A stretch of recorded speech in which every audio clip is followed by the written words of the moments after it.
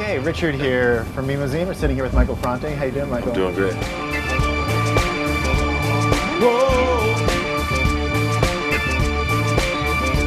So we're here at ROTHBURY, where there's, first of all, you're not just playing music here, you're doing some other stuff. Why don't you tell us about what's happening for you here?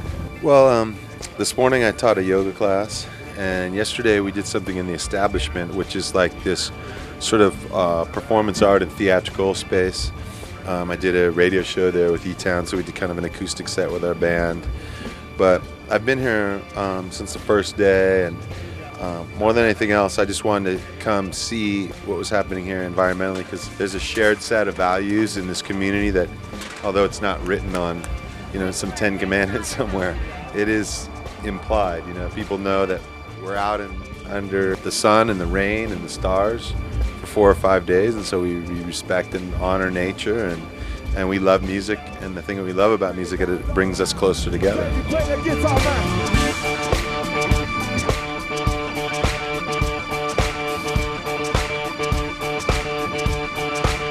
So far as I look around here, I'm amazed at how well the culture of ROTHBURY has taken it on, taken pride in the fact that we're not going to be just like all the other festivals. We're really going to take it seriously, and when you go out after the shows and see after the crowd's left, there's very little left behind. And to those who torture, whoa, now rebel. I want to see you rockin', coming for you, rock with me. Let's talk a little bit about technology and music. I got turned on you when you were doing Disposable Heroes of Hip-Hoperacy, and years later you're putting out solo acoustic stuff. So how is technology impacting what you do, and how do you incorporate it or not incorporate it into your songwriting? What's funny, when I first started with music, I didn't know how to play any instruments. We used to just beat on pieces of metal, and then eventually we started to sample those things and work with drum machines and samplers, make this really heavy technological music.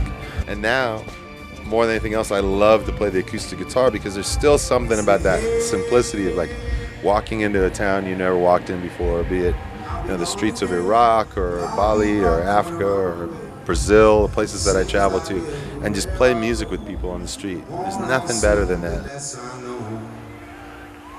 I know one thing, that I love you. And then what can happen is some kid can record it with their telephone and put it up on YouTube, and now suddenly the whole world can see and share in this experience. I say, hey, I'll be gone today, but I'll be back on around the way.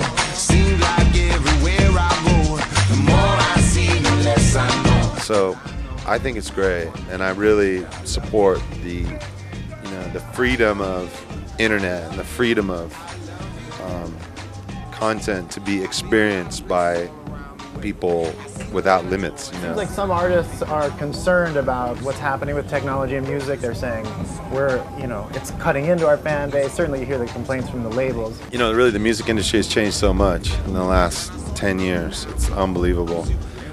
Because of the decrease in sales of hard CDs, artists, we've had to find newer ways of staying in business. So we have to take our music on the road. But I think the best part about it all is that music continues to grow. It's like people thought music was going to die because the CD was going to die, but in fact it's exactly the opposite. It's like we each have more access to more music than we ever had. So instead of having an album collection, we have 30 or 40 albums.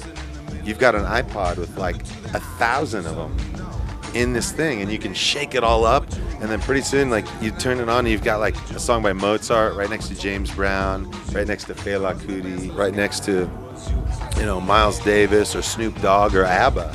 And I love that about this iPod culture that we're living in. And a festival is like taking the iPod and broadcasting it. It's like you have this diversity of music, but it's coming out of these huge speakers instead of out of these little tinny earphones.